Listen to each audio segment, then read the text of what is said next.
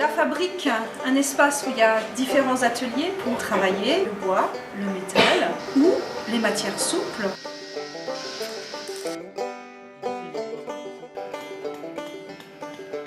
L'atelier matériaux souples, c'est le dernier atelier qui a été installé à la fabrique. On a tout équipé. Cet atelier fonctionne en libre service. On peut le louer tout seul si on sait déjà coudre, utiliser des machines familiales ou des machines industrielles. À côté de ça, nous proposons des activités accompagnées aux gens qui ne savent pas du tout coudre. À partir de leur niveau, vont découvrir ce que c'est que le travail avec les tissus. J'ai acheté une machine à coudre il n'y a pas très longtemps, donc je ne sais pas très bien m'en servir. Et puis quand j'ai vu qu'il y avait une initiation, je suis venue. À la base, je voulais faire un truc avec des poches pour pouvoir transporter par exemple mon téléphone quand je suis dans la cuisine et je cuisine et je parle au téléphone en même temps avec les écouteurs.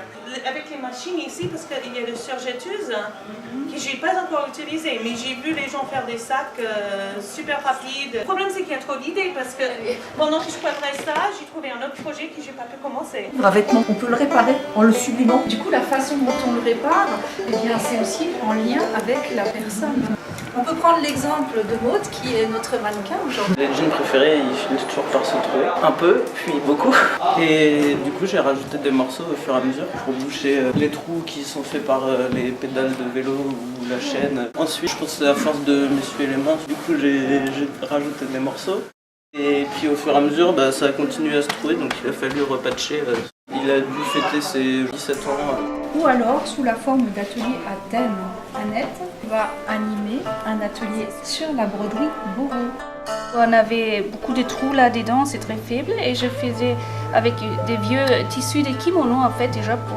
Et chaque fois, on rajoute, ça change un peu. La technique Boro, c'est une technique ancienne japonaise qui permettait de faire vivre un vêtement très très longtemps en rajoutant petit morceau par petit morceau d'autres tissus. Ça permet de consolider mais aussi de rendre par exemple plus chaud un vêtement. Et des fois on a des vêtements qui sont que des superpositions de morceaux, qui sont vraiment des pièces de musée.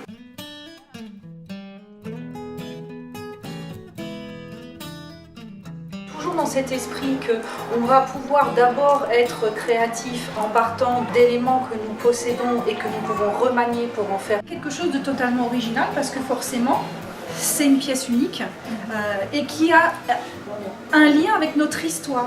Ça, c'était un ensemble que j'ai trouvé à Emmaüs. J'ai sauté dessus quand je l'ai eu dans les mains à cause de la matière. Et j'avais chez moi un autre chemisier que j'avais récupéré aussi à Emmaüs avec des petits pois. Et un jour, ces deux tissus se sont retrouvés l'un à côté de l'autre dans mon étagère et ça a fait tilt. Là, c'était une question sentimentale. Il était hors de question que je me sépare de ces jupes indiennes.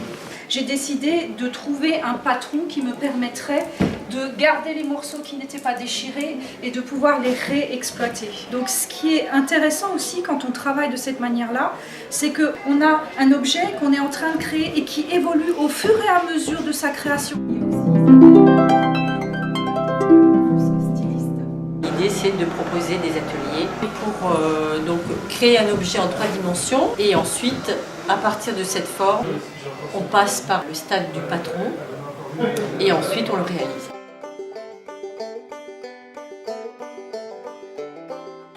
Un accompagnement est également possible pour la réalisation d'un objet complexe en suivant les étapes de A à Z, c'est-à-dire de l'adaptation d'un patron aux mensurations de la personne aux finitions.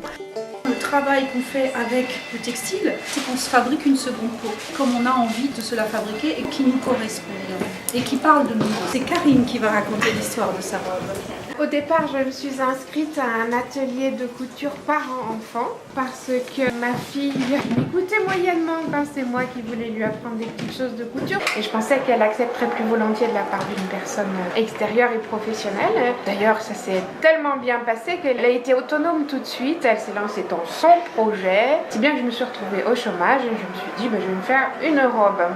J'ai feuilleté les catalogues Burda et je suis tombée sur cette coupe. J'ai eu beaucoup de mal à trouver le tissu. C'est un tissu naturel, c'est du 100% lin.